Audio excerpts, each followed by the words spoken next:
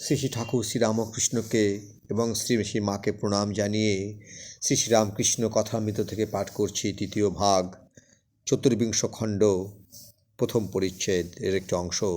ঠাকুর শ্রীরামকৃষ্ণ কাশীপুরের বাগানে সাঙ্গপাঙ্গ সঙ্গে ভক্তের জন্য শ্রীরামকৃষ্ণের দেহ ধারণ। ঠাকুর শ্রীরামকৃষ্ণ কাশীপুরের বাগানে রহিয়াছেন। সন্ধ্যা হইয়া গিয়াছে। ঠাকুর অসুস্থ। উপরের হলঘরে উত্তরাংশ বসিয়া আছেন। নরেন্দ্র রাখাল দুইজনে পদসেবা করিতেছেন। মণি কাছে বসিয়া আছেন। ঠাকুর ইঙ্গিত করিয়া তাহাকে পদসেবা করিতে বলিলেন। মণি পদসেবা করিতেছেন। আজ রবিবার 14 মার্চ 1886, 2রা চৈত্র, ফাল্গুন শুক্লা নবমী। গত রবিবারে ঠাকুরের জন্মতিথি উপলক্ষে বাগানে পূজা হইয়া গিয়াছে। গত বর্ষে জন্ম মহোৎসব দক্ষিণেশ্বর কালীবাড়িতে খুব ঘটা করিয়া হইয়াছিল। এবার তিনি অসুস্থ। ভক্তেরা বিষাদ সাগরে ডুবিয়া আছেন। পূজা হইল, নামমাত্র উৎসব হইল। ভক্তেরা সর্বদাই বাগানে উপস্থিত আছেন ও ঠাকুরের সেবা করিতেছেন। শ্রী শ্রীমা ওই সেবায় নিশিদিন নিযুক্ত। ছোকরা ভক্তেরা অনেকেই সর্বদা থাকেন। নরেন্দ্র, রাখাল, নিরঞ্জন, শরৎ, শশী, বাবুরাম, যোগীন, কালী, লাটু প্রভৃতি। বয়স্ক ভক্তেরা মাঝে মাঝে থাকেন ও প্রায় প্রত্যহ আসিয়া ঠাকুরকে দর্শন করেন বা তাহার সংবাদ লইয়া যান। তারক, শিথির, গোপাল ইহারাও সর্বদা থাকেন। ছোট গোপালও থাকেন। ঠাকুর আজ বিশেষ অসুস্থ। রাত্রি 2 প্রহর। আজ শুক্লপক্ষের নবমী তিথি। চাঁদের আলোয় উদ্যানভূমি যেন আনন্দময় হইয়া রহিয়াছে। ঠাকুরের কঠিন পীড়া, চন্দ্রের বিমল কিরণ দর্শনে ভক্ত হৃদয়ে আনন্দ নাই।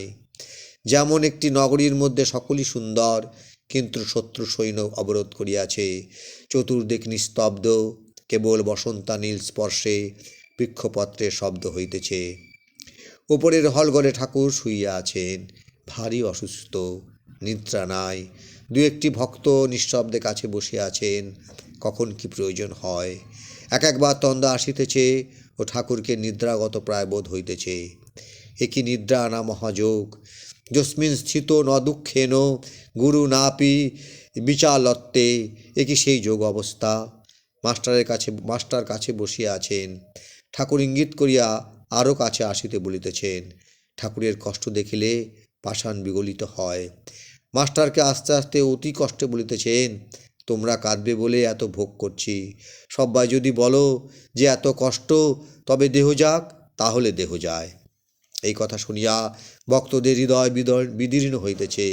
যিনি তাহাদের পিতা, মাতা, রক্ষাকর্তা, তিনি এই কথা বলিতেছেন। সকলে চুপ করিয়া আছেন। কেউ ভাবিতেছেন, এরই নাম কি ক্রুসিফিকশন? ভক্তের জন্য দেহ বিসর্জন। গভীর রাত্রি। ঠাকুরের অসুখ আরও যেন বাড়িতেছে। কি উপায় করা যায়? কলিকাতায় লোক পাঠানো হইল। শ্রীযুক্ত উপেন্দ্র ডাক্তার আর শ্রীযুক্ত নবগোপাল কবিরাজকে সঙ্গে করিয়া গিরিশ সেই গভীর রাত্রে আসিলেন। ভক্তেরা কাছে বসিয়া আছেন। ঠাকুর একটু সুস্থ হইতেছেন। বলিতেছেন, দেহের অসুখ তা হবে, দেখছি পঞ্চভূতের দেহ। গিরিশের দিকে তাকাইয়া বলিতেছেন, অনেক ঈশ্বরীয় রূপ দেখছি, তার মধ্যে এই রূপটিও নিজের মূর্তি দেখছি।